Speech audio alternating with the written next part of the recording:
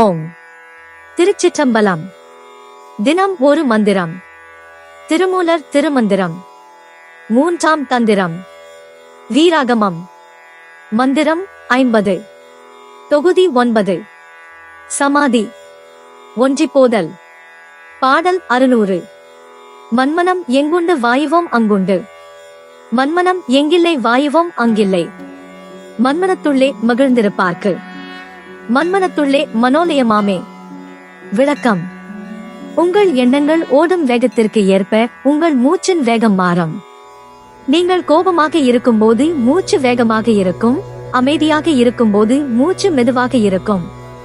மனதின் இயக்கத்தை வைத்தே மூச்சின் இயக்கம் அமைகிறது. ஆகவேதான் மனதின் ஓட்டம் எங்கே இருக்கிறதோ அங்கே சுவாசமும் இருக்கும் என்கிறார். மன எண்ணங்கள் இல்லாத போது பிராணவாயுவும் தானாகவே கும்பக நிலையில் அடங்கும். இத்தகு ஆழ்நிலை உறக்கமே தியானத்தின் உச்சநிலை என்பதால் மனதை அடக்கினால் மூச்சு அடங்கும், மூச்சை அடக்கினால் மனம் அடங்கும் என்று ஆழ்நிலை உறக்கத்தை கூறுகிறார். புற உலக பொருட்களில் இன்பம் தேடாமல் தன் மனதிற்குள்ளேயே அந்த பரம்பொருளைக் கண்டு மகிழ்ந்து இருப்பவர்களுக்கு ஈசனை வெளியே தேட வேண்டிய அவசியம் இருக்காது. தியானத்தின் மூலம் மனதை அகத்தினுள்ளாக தேடினால் நான் என்ற ஆணவம் நீங்கி பேரறிவுடன் ஒன்றி போகும். இவ்வாறு பரம்பொருளோடு ஒன்றிவிட்டால் மனம் பேரின்பத்தில் திளைக்கும்.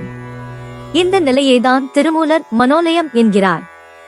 ஆகவே மூச்சை கவனித்தால் மனதை வெல்லலாம், மனதை வென்றால் இறைவனை காணலாம் என்பதை இப்பாடலின் மூலம் உணர்த்துகிறார். Explanation. The speed of your breath changes according to the speed of your thoughts. When you are angry, your breathing is fast. When you are calm, your breathing is slow. The movement of the breath depends on the movement of the mind.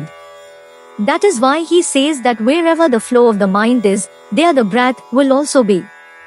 When there are no thoughts in the mind, the vital breath naturally settles into a state of retention kumbhaka. Since this deep state of repose is the highest state of meditation, he states that if the mind is controlled, the breath will be controlled, and if the breath is controlled, the mind will be controlled, referring to this state of deep repose.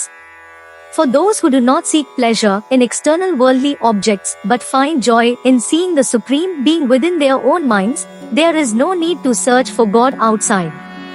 If one searches for the mind within oneself through meditation, the ego of I will vanish, and one will merge with the Supreme Consciousness. Once merged with the Supreme Being, the mind will revel in supreme bliss. This state is what Thirumular calls manolya, mental absorption. Therefore, through this verse, he conveys that by observing the breath, one can conquer the mind, and by conquering the mind, one can see God too. யாம் பெற்ற இன்பம் பெருக இவ்வையகம். இணைந்திருங்கள், அனைவருக்கும் பகிர்ந்திருங்கள். Presented by Subha Srinivasan. Tamil இலக்கிய பாசறை, கோயம்புத்தூர். நன்றி, வணக்கம்.